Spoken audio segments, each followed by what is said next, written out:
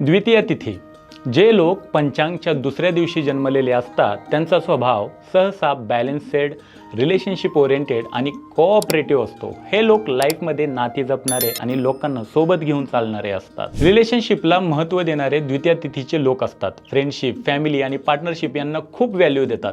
नाती टिकवण्यासाठी ते नेहमी प्रयत्न करत असतात. हे लोक एकटे काम करण्यापेक्षा टीममध्ये किंवा पार्टनरशिपमध्ये काम करणं प्रिफर करतात आणि त्यात ते जास्त सक्सेसफुल सुद्धा होतात. पीस लव्हिंग नेचर यांचा स्वभाव सहसा काम आणि पीसफुल असतो. ते शक्यतो वाद टाळतात आणि गोष्टी शांतपणे सॉल्व्ह करण्याचा प्रयत्न करत असतात.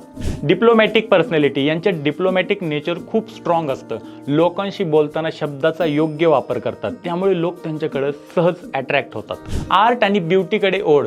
द्वितीय तिथीचे लोक सहसा music, poetry, painting, designing, editing अशा क्रिएटिव्ह फील्डकडे जास्त अट्रॅक्ट होतात. दोन लोकांमध्ये जर वाद झाला असेल तर मध्यस्थी करून तो वाद सोडवण्याची क्षमता ही देखील ह्या लोकांमध्ये असते. यांचे निगेटिव्ह ट्रेट्स. डिसिजन घेण्यात वेळ लावणे. हे लोक प्रत्येक गोष्टीचा दोन्ही बाजूनी विचार करतात, त्यामुळे कधीकधी डिसिजन घ्यायला सगळ्यात जास्त वेळ लागतो यांना.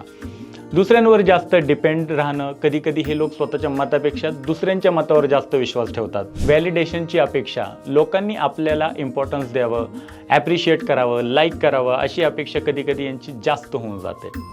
तर असे असतात द्वितीय तिथीमध्ये जन्म झालेले लोक. आता पुढच्या व्हिडिओमध्ये आपण जाणून घेऊया की तृतीय तिथीमध्ये जन्मलेले लोक कसे असतात.